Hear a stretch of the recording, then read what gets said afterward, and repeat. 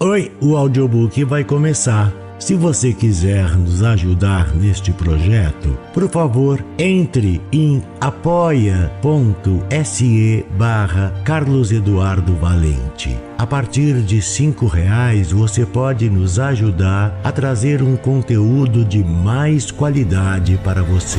Você também pode se inscrever em nosso canal do YouTube e tornar-se membro para ter conteúdos inéditos antes de qualquer outra pessoa. Espero que gostem do que vão ouvir. Um grande abraço a todos. Use seu fone de ouvido para uma maior imersão. Do narrador Carlos Eduardo Valente. Contato carlão50@gmail.com. O Tortuoso Caminho do Silêncio, de Silvia Reis. Eu a amei assim que a vi, e no mesmo instante em que meu espírito foi tomado por uma crescente sensação de sufocamento. A força do destino que me conduziu à casa dela naquela manhã de outono também me fez continuar a frequentá-la até muito tempo mais tarde. Nessa história, eu era um coadjuvante. Aquela personagem que não tem vida própria e cuja função é dar suporte para o desenvolvimento do drama do protagonista. Mas meu papel foi ganhando força à medida que fui me envolvendo como observador na trama oculta da narrativa. Eu não podia dizer, e ainda não posso, se representei bem o meu papel. Na vida, aprendemos a representar papéis, mas nem sempre há um prêmio no final por uma boa atuação, principalmente se nossa fala não tem tanta importância, ou não conseguirmos ocultar nossos anseios, desejos, raiva e outras emoções reais que não podem transparecer em cena. Mas posso dizer que Clara foi perfeita, e no final pude dar a ela algo que só eu poderia lhe dar: meus aplausos. E já que agora posso revelar o que pensei e senti durante o tempo em que frequentei a casa dela, vou contar como tudo começou e terminou. Eu havia passado num concurso público e ansiava para sair da cidade do interior onde eu morava e ir para a capital assumir o cargo para o qual fui designado. Eu já tinha ouvido falar que o ritmo da vida na cidade grande era diferente. Não se tinha muito tempo para as prosas, os passeios a pé por um parque ou aquelas horas de marasmo absoluto depois de uma boa refeição. Mas a falta de tudo isso certamente seria compensada com a diversão proporcionada por muitos e muitos amigos. Amigos que substituiriam meus poetas preferidos ao narrarem a poesia real de suas vidas agitadas. Meu pai arranjou para que eu ficasse hospedado na casa da filha de sua prima distante, que eu nem conhecia pelo tempo que fosse necessário. Era de fato uma bela casa e estava cheia de simpáticos convidados quando lá cheguei. Havia uma festa com muita comida, bebida e música. Clara era a dona da casa e protagonista da sua história. Não posso descrever meu embaraço quando fui apresentado a ela e apertei sua mão. Na hora eu não pude entender o que me acontecia, mas soube mais tarde que o motivo daquela sensação súbita de estar sendo arrancado de mim mesmo foi provocado pelo toque da mão de Clara. Sua beleza extraordinária era perturbadora, e foi fácil supor que era motivo bastante para que o marido fosse perdidamente apaixonado por ela. A impressão que tive dele foi de que era um homem de bem com a vida, Deu-me boas-vindas e me parabenizou pelo novo emprego. Logo nos primeiros dias descobri que Clara era muito mais do que uma linda mulher. Era também culta, habilidosa e cheia de talentos. Parecia que tinha sido agraciada por todos os deuses do universo com os mais preciosos dons. Era uma fonte inesgotável de amabilidade e compreensão. Ainda que tivesse uma compleição frágil, Clara tinha um temperamento agitado, incansável. Estava sempre atarefada, mas ainda arranjava tempo para atender aos amigos que a procuravam pedindo auxílio para realizar desde as mais simples tarefas até na produção de um artigo científico. Por isso concluí que era muito fácil amá-la. Todos a amavam e todos disputavam secretamente sua atenção.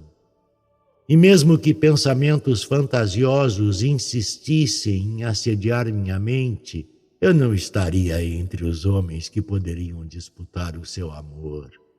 Cheguei a imaginar cenas exóticas, situações em que ela me pedia algo que só eu poderia lhe dar, e é com vergonha que confesso que desejei que ela sofresse um leve acidente, que torcesse o pé ou coisa assim para que eu pudesse tomá-la nos braços e socorrê-la. Eu queria lhe dar alguma coisa, qualquer coisa de mim. Mas eu não tinha absolutamente nada a oferecer a ela que pudesse fazer diferença na sua vida. Ela tinha tudo. Não lhe faltava nada. Ela era tudo. Mas como me enganei?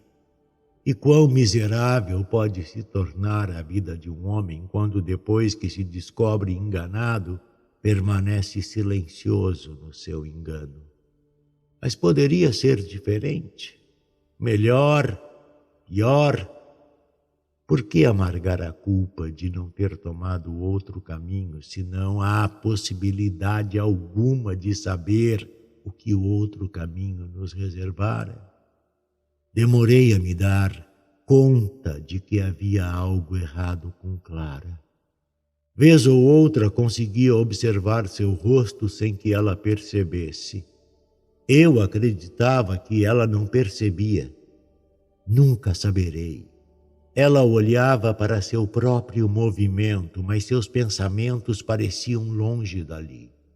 Passei a ver certa tristeza nos seus olhos, mesmo quando ela sorria. Havia tensão por trás dos seus movimentos delicados. E não por poucas vezes refleti que somente eu tinha uma fugaz percepção do que ia na alma daquela mulher. Aos poucos fui desenvolvendo um sentimento de repulsa pelo marido dela. Grande parte ou a totalidade de tensão de Clara era causada por ele. Era ele que não lhe dava descanso. Suas exigências eram uma ordem e sempre acompanhadas de um comentário pejorativo à pessoa da esposa. Um tipo de brincadeira que, embora de mau gosto, parecia agradar a todo mundo, à exceção de Clara e de mim, obviamente. E não era tudo. Seus amigos também lhe pediam favores como se fosse natural que Clara devesse lhe servir. Embora o fizessem com elogios e bajulações que até poderiam ser falsas, mas que soavam como reconhecimento da parte deles pelos préstimos da amiga. Eu poderia apostar que saíam de lá satisfeitos por terem tirado alguma coisa de Clara, pois ela tinha demais. Clara estava emagrecendo rapidamente e suas amigas a invejavam. Faziam comentários elogiosos aos quais ela respondia com o seu sorriso triste. Tornara-se calada, introvertida, E o marido passou a criticar seu comportamento e a exigir que ela recuperasse seu estado de felicidade constante, afinal, ela não tinha motivo para se aborrecer. Não lhe faltava nada. Minha angústia aumentava a cada dia que eu passava naquela casa. E por várias vezes admiti que era hora de me mudar. Mas uma força impetuosa me detinha ali. Eu me tornara meu próprio algoz. Não fazia nada naquele lugar a não ser me torturar com a presença distante de Clara. Sim! Eu experimentava apenas ecos de sua presença. Ela não estava ali. Estava enclausurada em algum dos insondáveis nichos de sua alma. Eu precisava dar um fim àquela história. Mas o fim chegou sem que eu precisasse fazer qualquer coisa, nada. Naquela manhã de sábado, ao despertar, eu tinha um aperto no peito. Talvez provocado pela decisão de me mudar que eu tomara durante a madrugada e anunciaria no dia seguinte. Desci a escada e encontrei Clara sozinha na cozinha.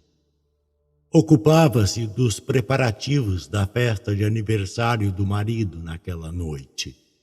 Parei na porta e fiquei observando-a em silêncio. Sua fragilidade estava mais evidente nos movimentos e sua palidez esfriava a expressão do seu rosto. Meu sentimento era de descontentamento, mas assim que ela me olhou, uma onda de ternura me invadiu. Meu impulso foi de abraçá-la. Como eu desejava abraçá-la! Clara dirigiu seu olhar para a mesa que estava posta para o café. Só então notei que havia um livro ao lado de uma das xícaras. Na capa estava escrito Contos de Álvaro de Campos e abaixo, em letras menores, Heteronômio de Fernando Pessoa. Sente-se, disse ela com a voz trêmula. Eu obedeci e Clara abriu o livro numa página com um marcador e começou a ler. Não sou nada, nunca serei nada. Não posso querer ser nada. A parte disso, tenho em mim todos os sonhos do mundo. Ela fechou bruscamente o livro e eu ouvi barulho de passos atrás de mim. Era o marido dela que acabara de se levantar e chegou pedindo que ela lhe servisse o café. Arrumamos uma espécie de buffet na sala da mesa de jantar para que os convidados se servissem à vontade. Não era ainda 7 da noite, eu subi para tomar um banho e quando desci 25 minutos depois, todos os convidados já haviam chegado. Parei ao pé da escada e fiquei observando cada um dos presentes. Todos estavam alegres, uns falavam mais alto, outros mais baixo, bebiam cerveja, vodka ou uísque e todos se divertiam. Avistei Clara largada desajeitadamente no canapé ao fundo da sala. Parecia vencida pelo cansaço, estava imóvel. Abri caminho entre seus amigos que conversavam animadamente para chegar até o canapé. Meu único pensamento era nas palavras daquele poema inacabado para mim. Ela teria lido mais se não fosse interrompida pela presença do marido. Ela queria ler. Por força de meu desejo de significar algo mais que um coadjuvante naquela história, minha imaginação se revestiu com a roupagem clássica de um príncipe encantado. Respirei profundamente, me preparando para salvar a princesa amada de seu cárcere compulsório. Eu teria então uma revelação surpreendente. Minha amada partilharia comigo os encantos e as agruras de seus mais remotos sentimentos. Esperava que ela falasse.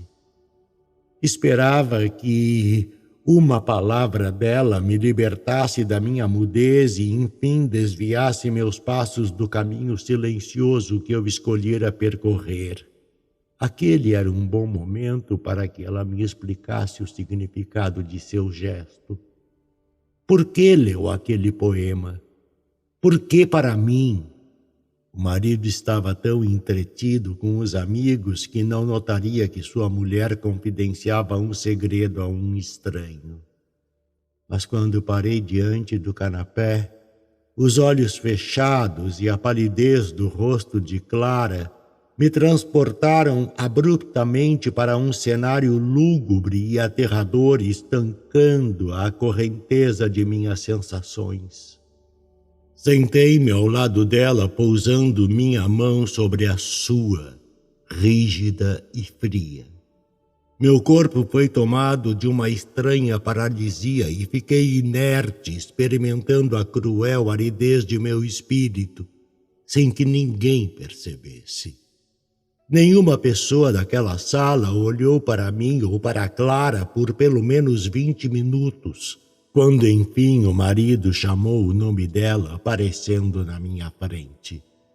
Ele olhou para a mulher e depois para mim, boquiaberto, e me perguntou o que estava acontecendo. Ela está morta,